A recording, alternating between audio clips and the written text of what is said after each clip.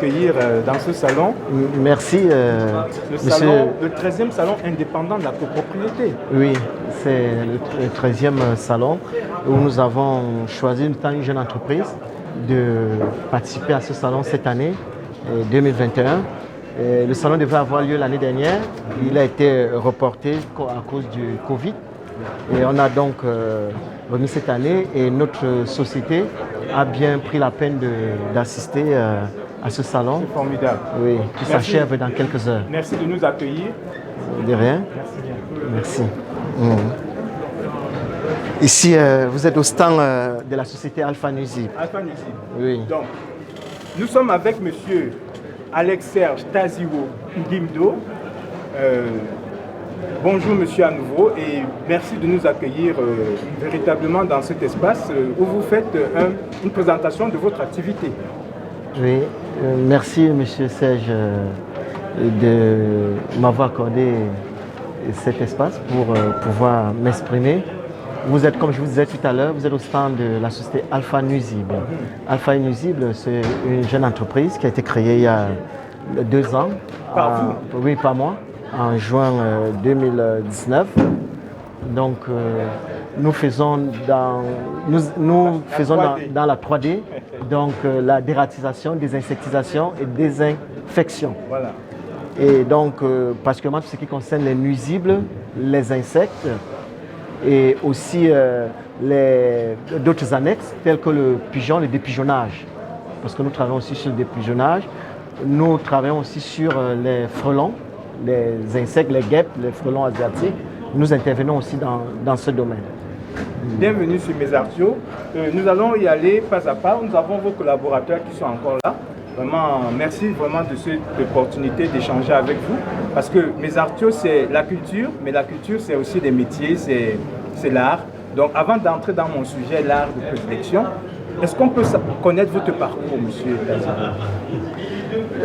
Mon parcours, c'est un parcours atypique, si je peux dire. À la fin de mes études ici, j'ai eu à travailler dans 2 grosses boîtes, s'il faut dire, puisque j'étais d'abord dans une jeune entreprise. J'ai été débauché par le groupe Nestlé France, où j'ai exercé chez Nestlé France pendant 3 ans. Ensuite, je suis allé dans le groupe Linde. Linde, c'est tout ce qui concerne les bouteilles d'oxygène, l'oxygène industriel dans les hôpitaux, où j'ai aussi exercé là pendant 1 an. Et j'ai démissionné pour aller créer ma propre entreprise. Et comment ça se fait, vous démissionner? Bon, c'est un truc que j'ai eu pour ceux qui me connaissent, qui connaissent mon parcours, même étant encore au Cameroun, étant étudiant, même élève, je faisais les affaires. J'ai toujours eu à faire des affaires. Donc pour moi, c'est tout à fait normal. Me retrouver le matin, ce qui m'a surtout motivé à démissionner ici, je me suis retrouvé à la fin, à arriver au bureau le matin à 8 h, partir à 22 h pour le compte des autres. Je me suis dit, si je me mets à mon propre compte, j'arriverai toujours à 8 h, je rentrerai à 22 h, mieux me mettre à mon compte et tester. Et je me rappelle le jour que je quittais ma boîte, quand j'avais déposé ma démission, ils m'ont dit, Alex Taziwo, on garde votre poste pendant 6 mois, on sait que vous allez revenir. C'est pas facile de créer une entreprise et résister plus de 6 mois. Et c'est comme ça que j'ai créé l'entreprise, ça fait 10 ans. La première entreprise, ça, Alpha Nuisible, c'est la 2e entreprise. La première entreprise, c'est Défi Drancy, dans l'immobilier. Donc je suis aussi expert en diagnostic immobilier. Donc j'ai un cabinet d'expertise de diagnostic immobilier et une société Alpha Nuisible qui existe depuis 2 ans. Vous venez de Yaoundé au Cameroun, c'est ça? Oui, bon, j'ai fait mes études à Yaoundé, ma famille est basée à Douala. Très bien. J'ai entendu dire, quand on se connaît un peu, que vous avez aussi été professeur, quelque chose comme ça? Oui, oui, j'étais enseignant d'histoire géo, éducation civique à Yaoundé, au lycée de Biamassi. Voilà.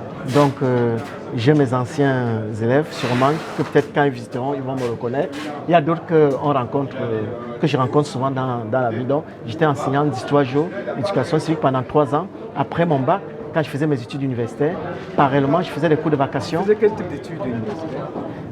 J'ai un diplôme au Cameroun sur les ressources humaines. Wow.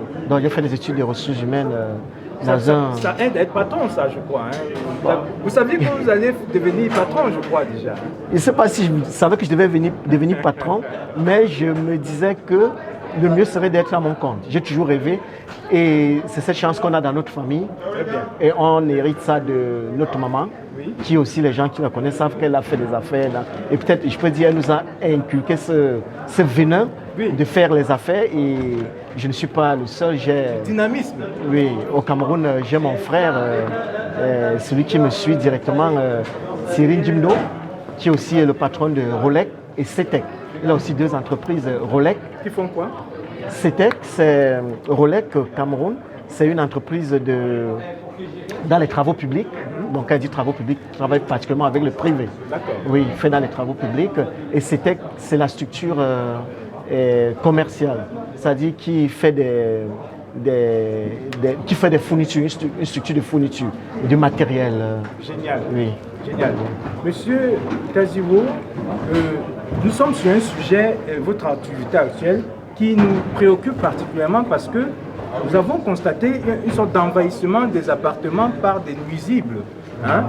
L'année dernière, j'ai eu affaire à des punaises de lit. Hein? Et après, cette année, c'est dans la cuisine. Les cafards. Voilà. Je ne sais pas comment ça se fait, mais ça vous donne peut-être du travail, du grain à moudre.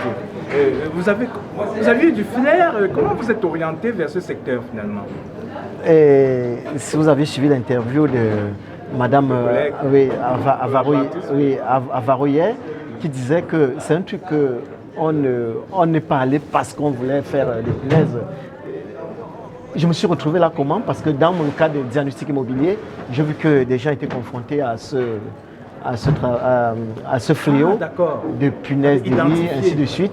Et je me suis dit, est-ce que ce n'était pas possible que je crée quelque chose à côté où je mettrais l'accent sur la qualité du travail? Parce que dedans, il y a beaucoup de profanes, des gens qui viennent pour chercher de l'argent ou peut-être pour tester. Mais il fallait que je me prépare, c'est pourquoi j'ai pris le temps pour voir est-ce que c'était possible que je crée une telle structure pour pouvoir être au service de la population. Et Dieu aidant, j'ai eu la chance de tomber sur 2 personnes qui ont voulu aller dans cette aventure, Madame Avaro et Monsieur Jean-Luc Lescaut. Ça se passe bien. C'est votre premier salon, c'est ça? Oui, premier salon dans le domaine d'Enusi, oui, de la 3D. Quel est le bilan que vous faites de ce salon? Bon, le bilan, je peux dire, on a un très bon bilan.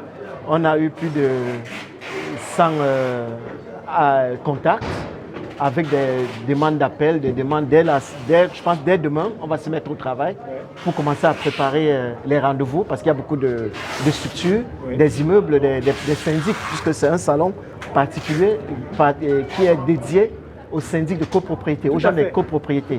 Donc on a eu beaucoup de contacts, des gens qui nous ont dit vous pouvez nous appeler dès demain pour prendre rendez-vous, pour les rencontrer, pour les faire des devis, pour... le bilan est positif. Oui, largement positif. On a plus de 100 personnes qui nous ont sollicité. Parlez-nous un peu de votre attirail là. Bon, les 3D, tout ça. Essayons un peu de voilà. Donnez-nous des conseils par rapport à ce problème que j'ai identifié. Comment on combat dans la cuisine les... On n'avait pas fini. On n'avait pas fini tout à l'heure, avant que je ne présente. Allez-y. Ce que vous voyez là, ou la combinaison. Tout à fait. Oui. Comme vous avez dit tout à l'heure sur les punaises, actuellement, les punaises, c'est un fléau dans Paris. Et les environs. Sûrement en province aussi, on a aussi des punaises, les cafards, les fourmis aussi. Donc, comment ça se passe? Vous pouvez aller chez un ami, vous asseyez sur son canapé, vous rentrez avec des punaises. Vous pouvez aller à l'hôtel, vous dormez, vous prenez une chambre d'hôtel, vous rentrez avec des punaises. Vous pouvez voyager, aller dans un hôtel à l'étranger, vous rentrez avec des punaises. Ils se faufilent bien. Hein? Oui, et surtout, on a eu, en septembre, actuellement c'est depuis le mois de fin août,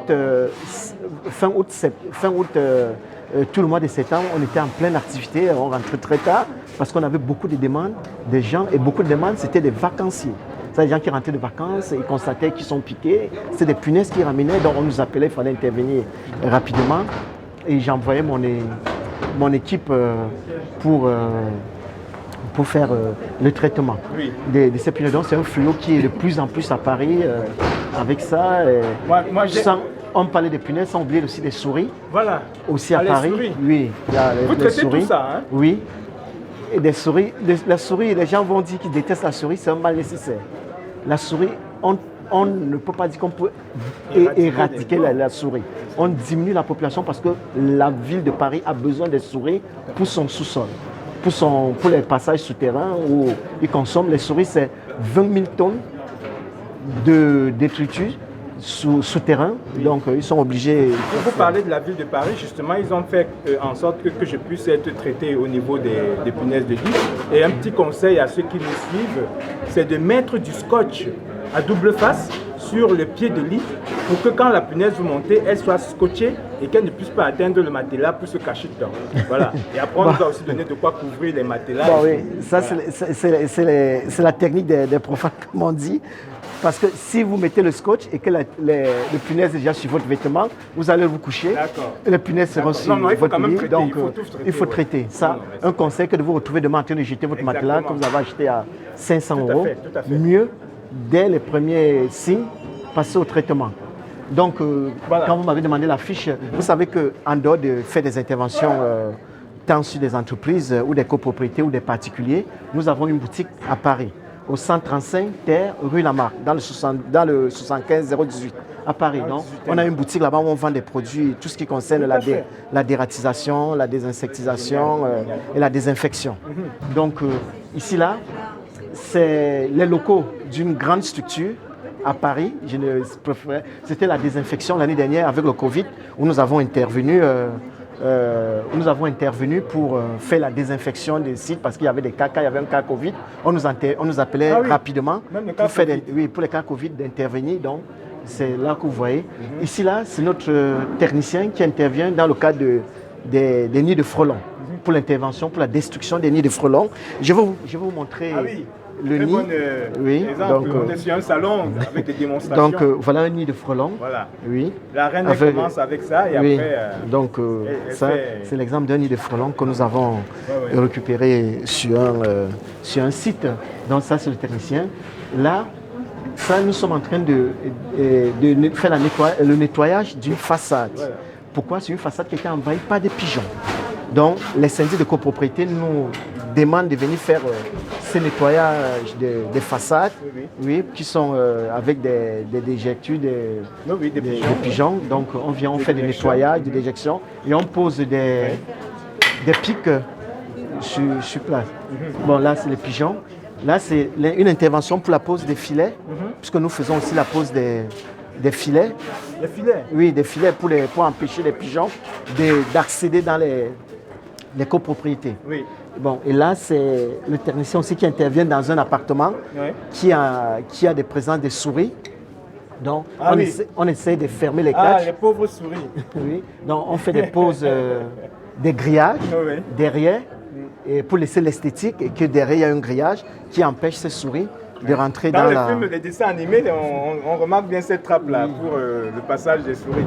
Et vous avez combien d'équipes finalement pour faire tout ce travail-là? Oui, donc cette combinaison que vous voyez là, c'est ça. Voilà. Oui. Votre technicien là. Hein? Oui, quand il met ça pour faire, parce que les frelons, une piqûre de frelon peut vous tuer. Voilà. Vous envoie à l'hôpital et peut vous tuer sur place. Quand le frelon vous pique, vous tombez évanoui tout de suite. Donc, il faut mettre une combinaison vraiment adaptée. Cette combinaison que vous voyez. Voilà. Donc, vous demandez mon équipe. Voilà, l'équipe. Oui, nous avons une équipe de 5 personnes. Donc, de 5 personnes. Ah, oui, d'accord. Donc, ici, là, nous sommes 3. Voilà. Nous avons aussi des escaladeurs. Quand on a des... Si vous voyez là. Ah oui, des escalades là. Oui, des escalades pour des interventions. Ça, c'est pourquoi ça? Ça, ce sont les conduites de fumée. Oui. Où des pigeons passent par là pour rentrer. Donc, on vient fermer avec des grilles. On met des grillages pour fermer. C'est bon. Oui. Donc, là, on a aussi des cordistes. On les appelle des cordistes. Ils sont 2. Donc, pour des chantiers à Paris en hauteur, où on oblige d'avoir des cordistes. Hein, oui. Donc, c'est un métier très, très Bon, là, ce sont des balcons. Oui, c'est Ceux bon. qui ont des pigeons dans leur balcon et qui ne veulent pas, qui ne peuvent pas, on ne peut pas laisser le balcon. On met des câbles pour leur permettre de continuer à prendre leur apéro sur les balcons. On met des câbles au lieu des pics. Oui, parce que les pigeons vont faire quoi sur les câbles? Les pigeons ne peuvent pas rester sur les câbles. Ils sont instables. Ça gêne les pigeons. Oui, ça gêne. Donc, quand ils se posent, ils sont instables, ils sont obligés de s'en partir. vont. Oui. Ça, Donc, c'est très important hein, pour les gens qui ne savent pas, qui peuvent à même trouver des solutions. C'est un métier que vous avez découvert et qui vous passionne finalement. Oui, c'est un métier très, très passionnant. Et surtout quand on est plus passionné quand vous avez des retours des clients. Quand vous avez des clients qui vous appellent, ils sont satisfaits de votre intervention, de l'intervention de votre équipe, de vos collaborateurs. Et quand vous avez des retours, franchement, donc ça vous motive. Donc il faut avoir le gène pour devenir entrepreneur, quoi. Non, non, non. Hein? Je pense pas. C'est ça, parce que moi, je ne comprends pas. Il faut avoir l'envie. À Paris, être chef d'entreprise... Il faut avoir le goût du risque. C'est pas la magie, c'est pas... Le goût du risque. Oui, il faut avoir du goût du risque. Et puis, avoir des gens à côté de vous qui vous soutiennent, avoir des collaborateurs qui sont bien, qui se sentent bien et qui vous accompagnent pour vous réussir. Avoir la chance d'avoir une épouse à côté de vous. Ah oui, la famille. Oui, qui accepte que vous rentrez tard, qui sait que vous savez que vous sortez le matin, qui sait qu'il y a des moments où c'est très difficile. Et quand elle sait que c'est le moment très difficile, elle vous accompagne dans ce sens. Comme on dit derrière les grands hommes. Hein. Oui, c'est pas si. Continue, donc, continue. c'est dans ce cas, c'est pas facile. Ne croyez pas seulement qu'on se lève au matin. Toutefois, j'encouragerais toute personne qui aimerait créer sa propre entreprise. C'est être indépendant, quitter chez soi, rentrer le soir, ne pas avoir de compte à rendre à quelqu'un, sauf à son épouse et aux enfants. Voilà. C'est une très bonne chose. On va se servir de cette transition familiale pour vous demander si vous avez un rapport à l'art, M. Tazibou. Bien évidemment. Un rapport à l'art, oui. Je vous ai dit tout à l'heure, au Cameroun, j'étais enseignant d'histoire géo, éducation civique. On m'avait coincé là. Quand vous me demandez si j'ai un rapport à l'art, quelqu'un qui enseignait l'histoire géo, il n'y a pas mieux. Hein? Il doit connaître un peu de l'art, il doit connaître la culture générale. L'art, quelque part, c'est aussi la culture, la culture générale. Le passé. Il y a plein de représentations artistiques dans le passé. Oui. Qu'est-ce que vous pouvez m'en dire alors? Vous allez dans les musées, qu'est-ce que vous faites pour consommer de l'art? Qu'est-ce que vous faites? Vous consommez quoi comme art? Je vais être un peu mitigé. Je vais dans les musées ici, le musée du Quai d'Orsay. Ah, c'est mon musée préféré. Oui, le musée d'Orsay, quand je dis Quai d'Orsay. Le musée, c'est à côté du Côte d'Orsay. Mais le musée d'Orsay, je suis allé là à plusieurs reprises parce que là-bas, je me reconnais un peu, c'est l'art africain. Et j'adore l'art africain. Donc, non, là vous mélangez avec le musée Jacques Chirac qui est. Oui, ça. Non, c'est. Quai Branly. Quai Branly, voilà. Excusez-moi. C'est pour ça que je dis Quai. C'est Quai Branly. Vous n'allez pas me crier sur mon émission. Hein. Il faut quand même que j'ai quelques notions du musée de Paris. C'est le musée du Quai Branly. Je vais souvent parce que là-bas, j'ai l'art africain, je me reconnais un peu plus. Et le musée du Louvre, quand j'étais étudiant, j'allais régulièrement. Quand vous étiez étudiant? Oui, avec. Pour étudier ou bien pour faire quoi? Avec les camarades de classe, on organisait les week-ends à Paris, puisque j'ai fait mes études en province, dans la Drôme, à Valence, et j'ai fini mes études à Dijon. Donc, avec des camarades. Vous êtes intégré comme ça dans la société. Comment vous êtes arrivé en France d'ailleurs? Dites-moi un peu. C'est une vraie aventure, ça, non aussi? Une vraie aventure, bon, oui, si on peut dire, entre guillemets. Je suis arrivé en France, tout de suite, j'ai fait mes études, et ça n'a pas été facile, mais bon. À la fin de mes études, juste quand j'ai fini mes études, j'ai commencé à travailler. Et j'ai travaillé pendant 3 ans, 4 ans, j'ai décidé de créer ma propre structure. Oui. Donc depuis les bancs, vous avez déjà, vous étiez en train de vous préparer à créer votre structure. Ça a été toujours une passion pour moi. Je vous ai dit, quand j'étais au Cameroun, même étant étudiant. Vous vous formiez à quoi ici d'ailleurs? Très bonne question. Je suis diplômé en commerce, donc j'ai fait des études de commerce. Faut dire ça. Après, j'ai fait des études de commerce. Ensuite, j'ai fait des études de logistique supply chain management. Et vous êtes plein de diplômes finalement. Oui, j'ai des diplômes en gestion des ressources humaines. Voilà. Logistique, commerce. Bon. Donc même ça, vous pouvez faire encore d'autres entreprises à côté. J'ai aussi des diplômes pour être diagnostiqueur. Comme j'ai dit, je suis expert en diagnostic immobilier. Pour être diagnostiqueur immobilier, ce sont aussi des études. Vous êtes encore jeune, donc vous avez encore plein de projets, j'imagine. Oui, il y a d'autres projets, il y a d'autres choses qui arrivent d'ici l'année prochaine qui est en voie de création. On est en train de travailler à une équipe qui travaille dessus. Oui. Bravo, vous avez diversifié. On va diversifier la structure. Donc, il y a Alpha, toujours Alpha quelque chose. Oui, il y aura Alpha Pourquoi quelque Alpha chose. d'ailleurs? Non, Alpha, c'est un nom. Alpha et Oméga? Non, c'est un nom qui m'est venu et puis j'ai travaillé dessus, j'ai vu Alpha et puis c'est un nom qui sonnait. Parce qu'il y a plein de choses. On ne se lève pas matin, on crée une entreprise, on donne n'importe quel nom. Voilà. On se pose la question, on fait tester ce nom. Et puis, quand vous avez des gens en acceptant des critiques et des côtés positifs, et puis j'ai vu que Alpha sonnait, Alpha nuisible. D'accord. Et puis j'ai mis ce nom. Donc, qu'est-ce que vous nous conseillez par rapport à l'art, justement, pour clôturer qu'est-ce qu'on peut dire? Votre rapport à l'art, donc, qu'est-ce qui vous anime maintenant? Qu'est-ce que vous aimez aller au cinéma? Vous faites quoi? Vous allez en famille? Qu'est-ce que le musée du Quai Branly, hein, c'est ça? Oui, du musée du Quai Branly. Dit que si j'aime aujourd'hui, de ma propre volonté, c'est rare parce qu'il n'y a pas le temps. Il n'y a pas le temps. Ça, un chef d'entreprise est débordé. J'ai 2 entreprises que je gère, c'est pas évident. Vous n'avez plus le temps de consommer. Non, j'ai le temps d'amener les enfants au cinéma. Très bien. Ça, quand même. Quand il y a le temps me le permet ou quand on programme le cinéma, ça, quel que soit ce qu'on fait comme activité, il faut trouver le temps pour ses enfants. Voilà. Et donc, j'ai ce temps d'amener les enfants au cinéma quand eux le désirent et quand les vacances, les congés, on va de temps en temps au cinéma. Souvent, c'est d'un coup de tête. Vous voyagez quand même? Papa, il y a quel film? Oui. On voyage beaucoup d'ailleurs. Les vacances, on est toujours en France, on se déplace. Papa gagne bien sa vie. Non, il dit que je gagne bien ma vie. C'est pas parce qu'on est chef d'entreprise qu'on gagne la vie. Paris, quand il faut voir le dessous des chefs d'entreprise. C'est pas évident, c'est pas si réalisant que ça. C'est juste parce qu'on a la conviction de ce qu'on fait. On aime ce qu'on fait. Mais s'il faut dire on a l'argent, on est riche, non. Avec la diversification, on va y arriver. À mon côté, quand j'étais salarié, j'étais peut-être mieux qu'aujourd'hui. Le seul avantage. Quand vous étiez salarié, vous étiez mieux? Oui, je peux dire, c'était mieux. J'ai rentré chez moi le soir, je m'asseyais devant ma télé, je dormais. Je peux vous dire, ça fait peut-être 1 an que je n'ai pas eu le temps de m'asseoir et regarder une émission complète. Voilà. À part le match de foot où je vois avec les enfants, quand il y a des grands matchs de foot.